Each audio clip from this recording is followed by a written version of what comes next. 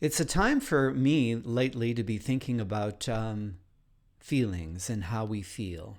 And feelings are so important, I think, that it's important to feel our feelings. And with mindfulness, which really means bringing one's attention to the present moment without judgment, accepting things as they are, and not thinking and imagining what things might be, but just accepting things just as they are, not what you think they should be. Imagining your thoughts and just noticing as they roll in throughout your week, throughout your day, and you notice the kinds of thoughts you think, and you become more skillful at identifying the kinds of thoughts you think that lead to certain feelings you feel.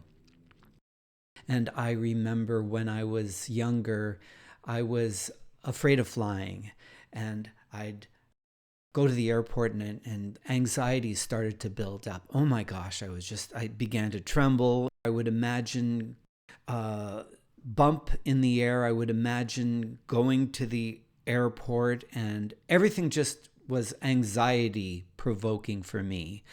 And at some point, I just said, I'm not flying anymore. I've had enough. I can't handle the anxiety, because I'd go into the plane and I'd sit there and I'd just look at the clock and I'd analyze when the flight would land, and I would go stand in the bathroom and just kind of shake and just feel like there was no ground below me. I didn't have any anchor or any solidity, and it drove me crazy. I couldn't handle flying anymore.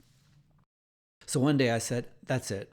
I'm going to confront my fears. So I forced myself to go flying. I booked flights, and I went to the airport, and I said, I'm going to be strong within myself, and I would meditate and do everything I could in order to face the fear of flying. So I went into the plane and I sat there and I forced myself to sit through it and through turbulence and so on. And finally, I started to feel, hey, this is all right. I don't mind doing this. And I did this about 4 or 5 times, and before long, my fear of flying dissipated. Didn't bother me to fly whatsoever. It was fantastic. I just could enjoy flying. I was looking at all the positive ramifications of flying. Look at all the fluffy clouds. Look where I am. Look what I'm doing. And I changed my mindset. I recontextualized it. I reframed my mind, and I faced my fear of flying. So some psychologists would call that exposure therapy. Now, when we're younger, we sometimes adopt strategies when we're 1 to 3 years old. We adopt strategies with our primary caregiver, and we look for safety. And maybe some of us didn't have primary caregivers that attended to our emotional needs, and we were a little bit more fearful of our reality. Perhaps situations in our home wasn't ideal, and maybe the mother's psychology or the father's psychology wasn't quite up to snuff, and they just didn't attend to your emotional needs. Maybe they loved you. I mean, there's all kinds of situations with different people, right? Everybody has their own particular situation. But imagine that you were afraid to feel your feelings when you were younger. So what did you do? You repressed them. You developed coping strategies so that you wouldn't feel those feelings. So throughout your life, as you became an adult, those feelings kind of became hidden or subconsciously non-owned or disowned or repressed. And so you might have some disowned feelings. I certainly know that I did have some disowned feelings, and I was afraid of feeling them.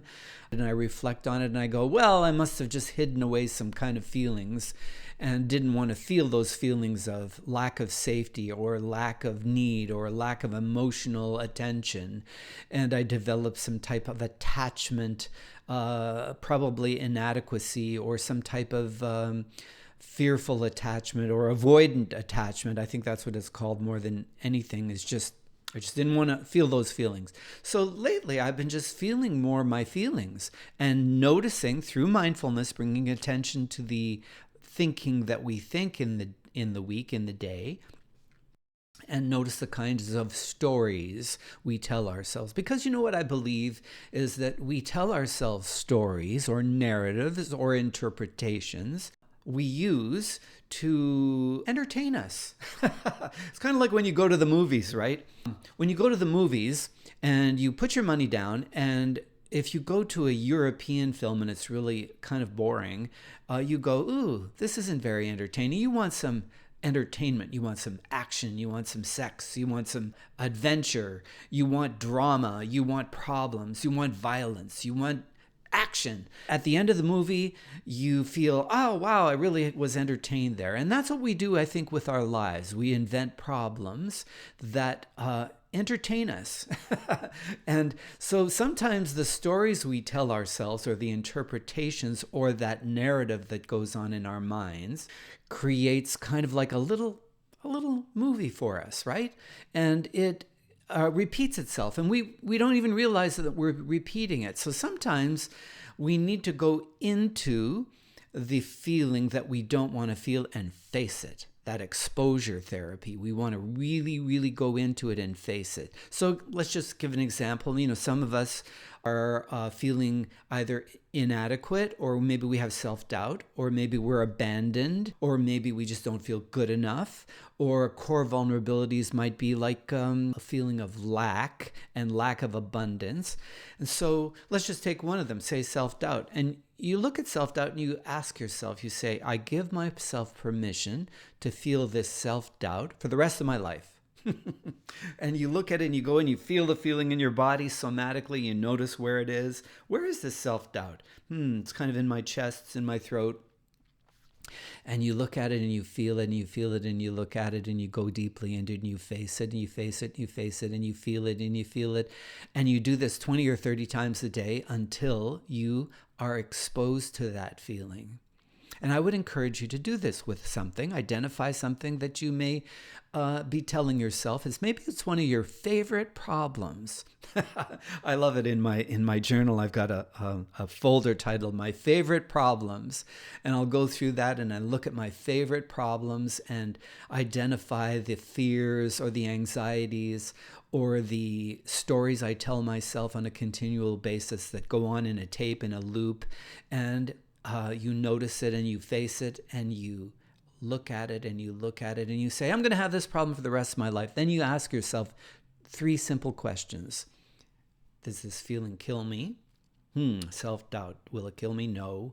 Self-doubt. Will it harm me? No. It doesn't harm me. Is it a problem? No, it's not really all that much of a problem, is it? And then finally you say, so what? And the more times you do this, and I've tried this with issues that I have, and you know what I've found is that I have achieved a great degree of lightening, a beautiful lightening, right? Because you face them, you're no longer afraid of flying, you're enjoying your life, and you realize that the stories you tell yourself about yourself are merely entertainment. For your pleasure, because you love the drama and you need something to focus on. And guess what? It's subconscious. You don't even realize you're doing it, and it's there. So our meditations, our mindfulness meditations, bring us to the realization of the kinds of feelings and thoughts we generate that create our realities and create our issues in our life, our sufferings. And you know what?